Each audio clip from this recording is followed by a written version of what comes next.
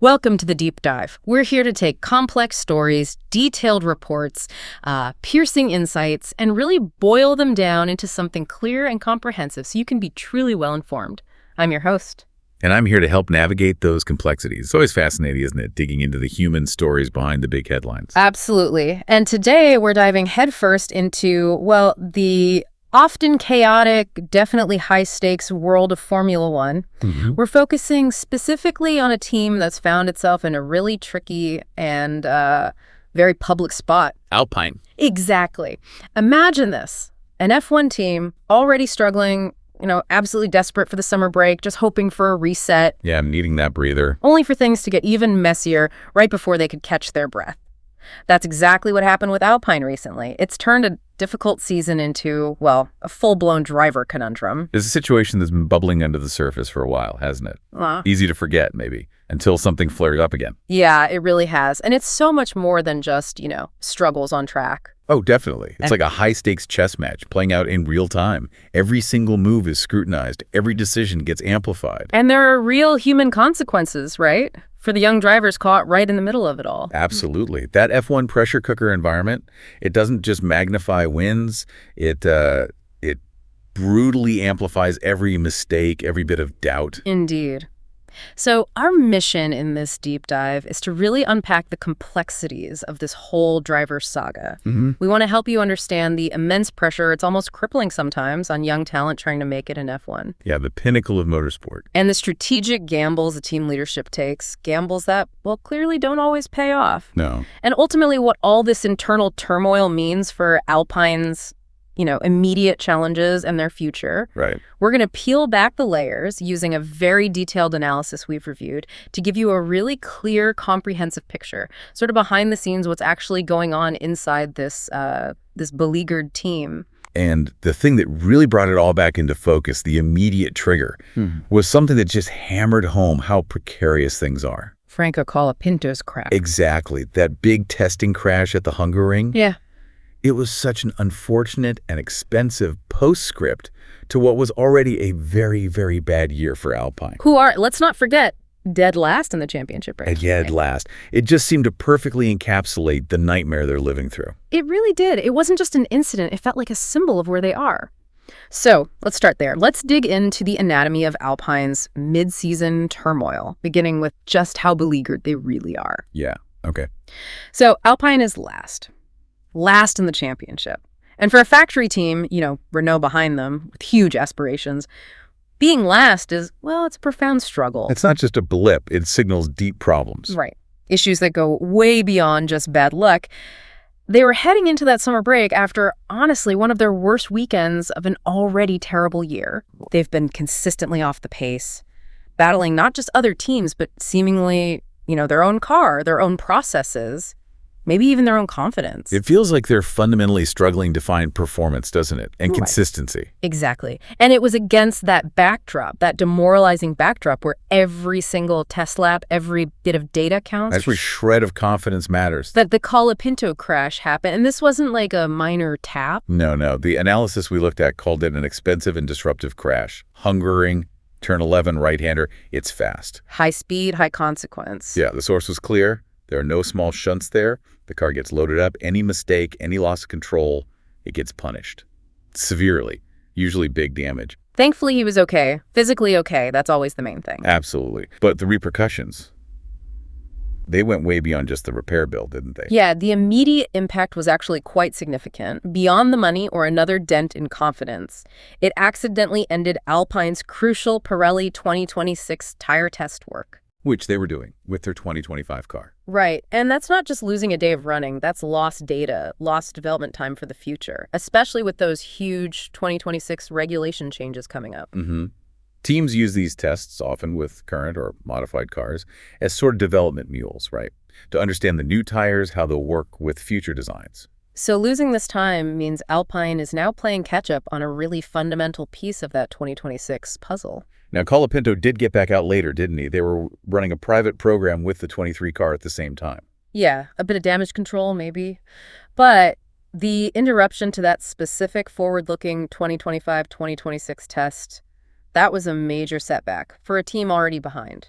And the indication from Alpine themselves, according to the analysis, is that the crash was down to driver error. Okay. And if that is the final verdict, it points to a broader, maybe more worrying issue, something that seems to have kind of plagued Colapinto's whole time at Alpine. A lack of confidence, lack of feel. Exactly that. It seems connected to this lack of confidence and feel that's seemingly stopped him from making that really strong impression he made, say, when he jumped into the Williams earlier in 2024. Right, that was quite impressive at the time. It was. So this crash, it feels less like an isolated incident and maybe more like a symptom of a deeper struggle. The driver's struggling to really gel with the car, to trust its limits, to meet those F1 demands. And when you lack that fundamental feel, those crucial tenths of a second just vanish, don't they? They become a chasm. And high-speed corners like turn 11, they become a gamble, not a calculation. Which leads us nicely into taking a deeper look at Franco Colapinto's time at Alpine, which has been, well, unfortunately more about disappointment and struggle than breakthrough, hasn't it? Sadly, yes. Let's talk about the promise when he arrived and the intense pressure he was under right away. Okay. He was initially brought in for what the team called a 5-race evaluation back in May, replacing Jack Doohan.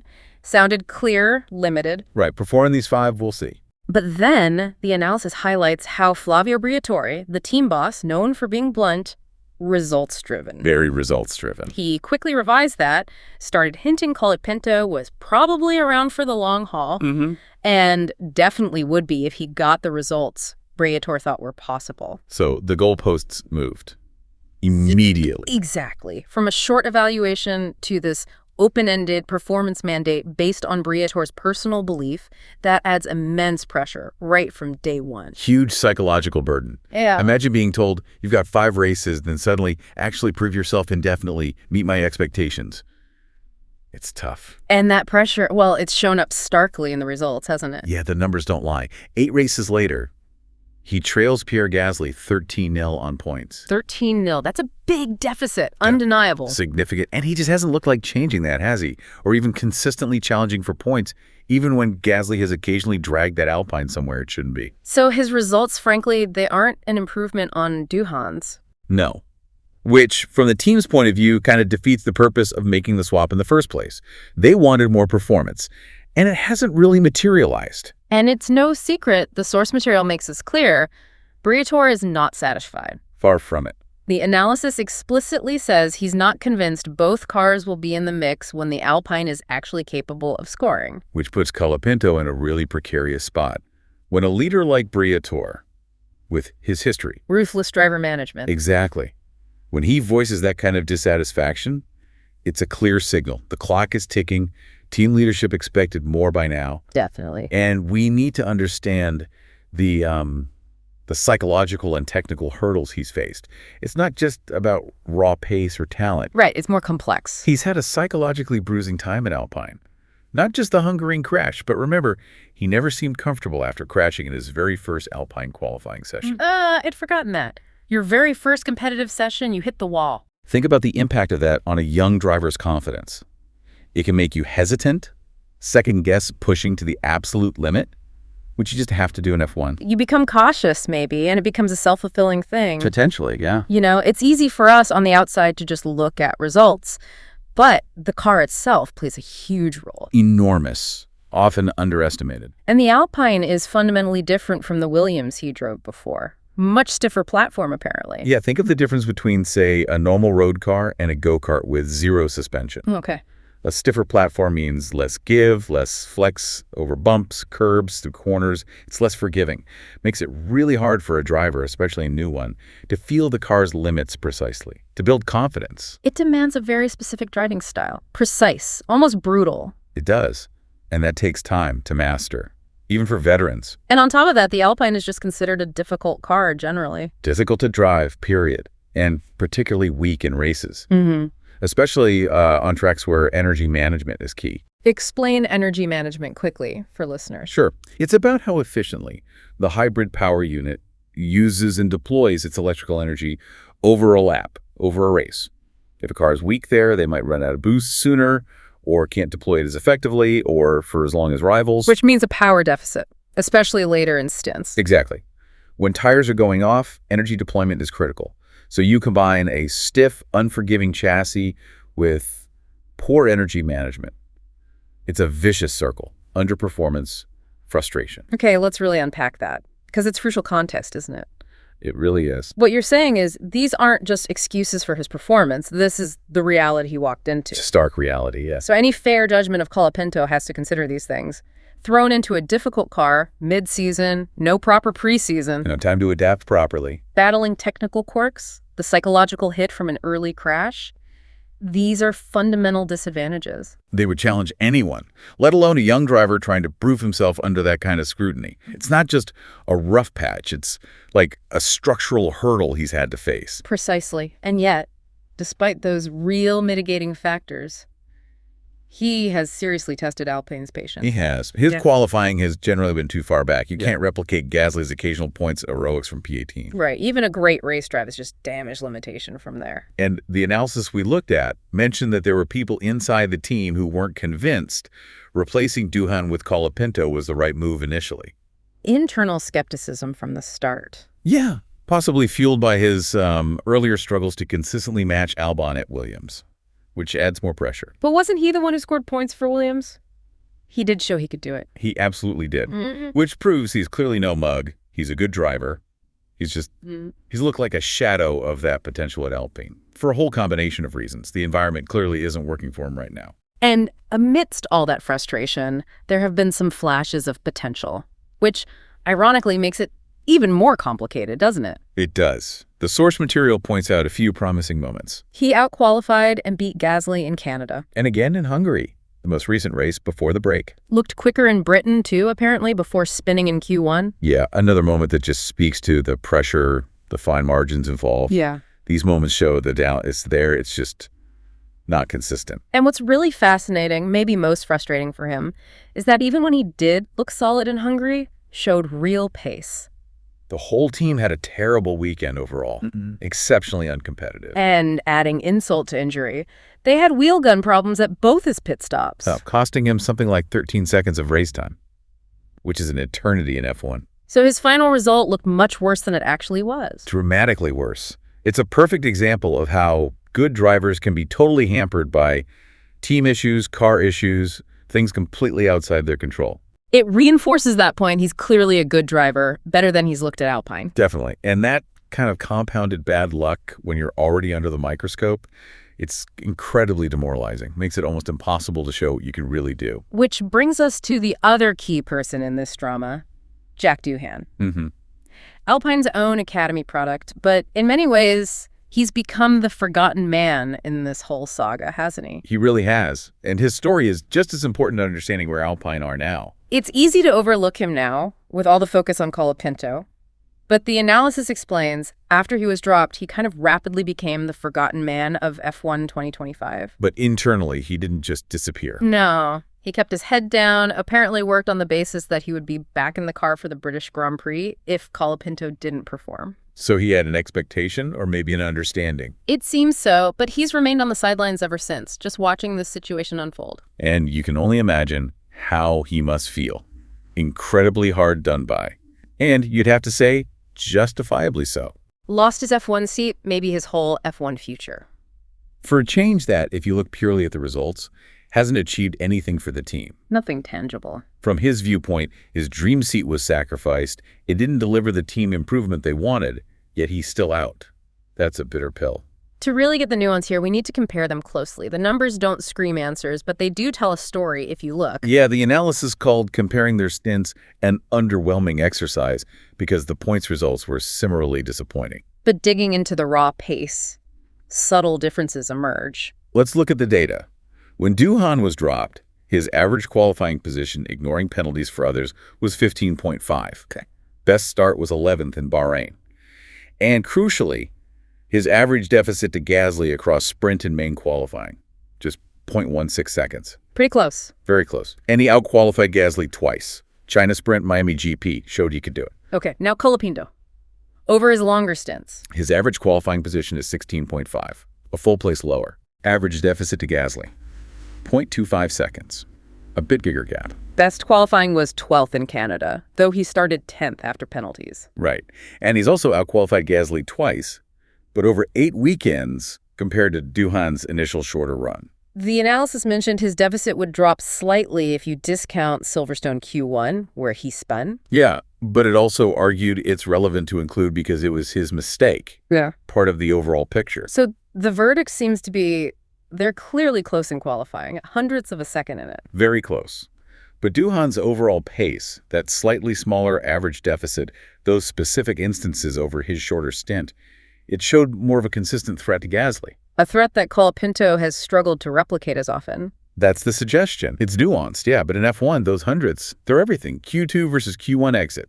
Points chance versus stuck in traffic. And it's important to remember DOOHAN'S initial stint was arguably judged quite harshly given the full picture. Yes, absolutely. His campaign was hampered by his own mistakes, sure. That first lap crash in Australia? And the practice crash in Japan? That was a weird one, wasn't it? Failed to close DRS manually because he didn't have to in the sim. Yeah, fascinating detail. Highlights the learning curve, the tiny things that can trip you up. But critically, in Japan, he also had external factors against him. A brand new engineering lineup, which is a huge disruption to that vital driver-engineer relationship. Plus, Alpine ran a reserve driver in his car in FP1, limiting his track time even more. And the source suggested the team didn't exactly cover itself in glory handling all that. So team issues contributing to the chaos. Definitely. Add in some unnecessary penalties in China and Bahrain, and that really unlucky race-ending crash in Miami lap 1, right after he'd out-qualified Gasly. Just killed any momentum he might have been building. Completely derailed it. It was like a perfect storm. Personal errors, team missteps, pure bad luck. Makes it incredibly hard to judge his true potential fairly. So what does it all mean for DOOHAN'S story? The analysis seems to conclude his record looks poor on paper, but it was largely undeserved. Yeah, his stint featured more potential, more raw speed than the results showed. And he had the odds stacked against him from the start, with Colapinto waiting in the wings. A very obvious threat looming over him, yeah. Despite the lack of points, he did impress with flashes of speed, especially after a setup change. Yeah, after testing, they tailored the Alpine more to his liking, found some performance. That shows adaptability. And he had a strong work ethic, always valued by teams. Indicates commitment. The strong suggestion is if Alpine had stuck with him longer, the trajectory showed more to come. He seemed to be improving.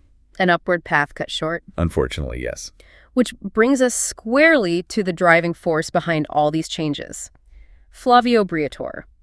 His vision, maybe his demands, are really at the heart of this 2026 driver puzzle. No doubt about it. The whole saga, the analysis says, kicked off supposedly because Briatore, in his new advisor role, wanted to figure out Alpine's best driver lineup for 2026. That's the long game, the strategic goal. And 2026 is huge, isn't it? New regulations and, crucially, Alpine switching to Mercedes engines. A massive change.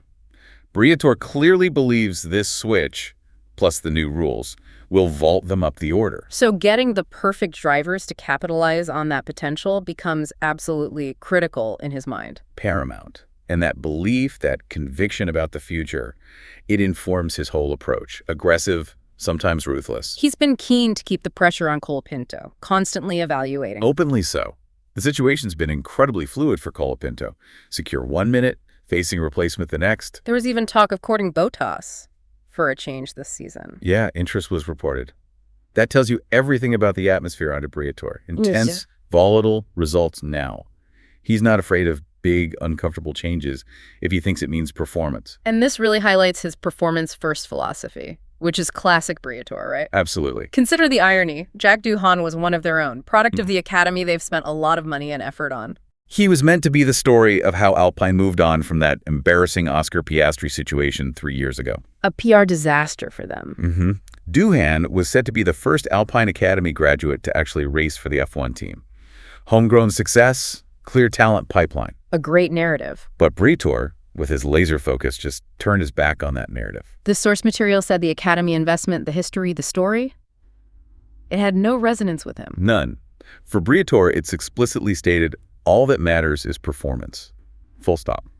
That's a brutal philosophy, isn't it? Immediate results over a long-term investment, sentiment, even the team's own story. Ruthless. Bottom line.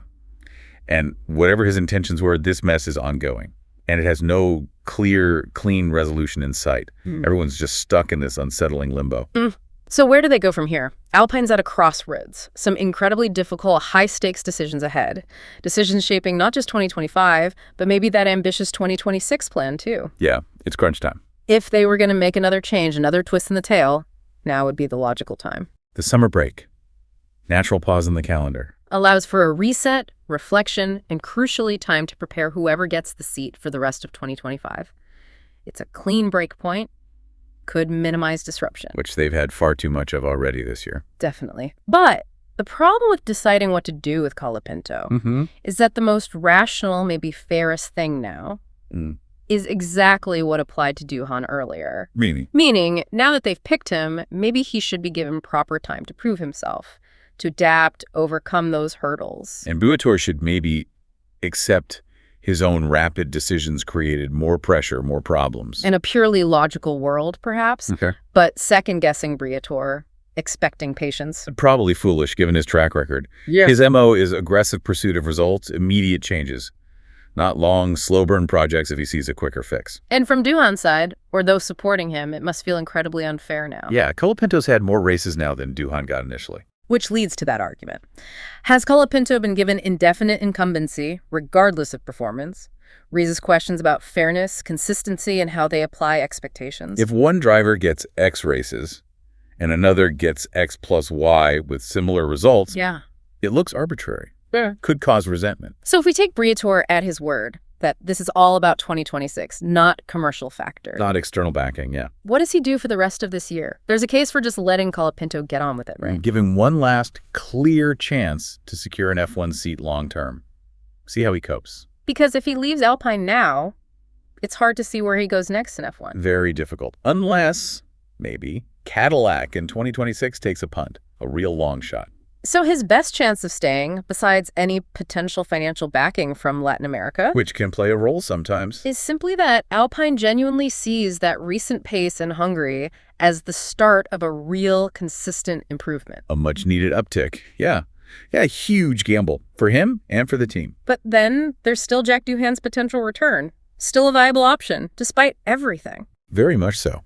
And one big factor in his favor, maybe internally at Alpine, maybe within Renault itself, is that he is one of their own. Exactly. Came through their academy. Years of investment, emotional and financial commitment. That carries weight, even for Briatore, maybe. Or at least for others in the structure. And if Briatore really wants to make an informed call on 2026, maybe he does need a second look at Doohan. Could be. Alpine's competitiveness isn't drastically different from the start of the year, though rivals have improved. So it'd be interesting to see how Doohan stacks up against Gasly again now, under current conditions. And crucially, it'd test his mentality, his resilience.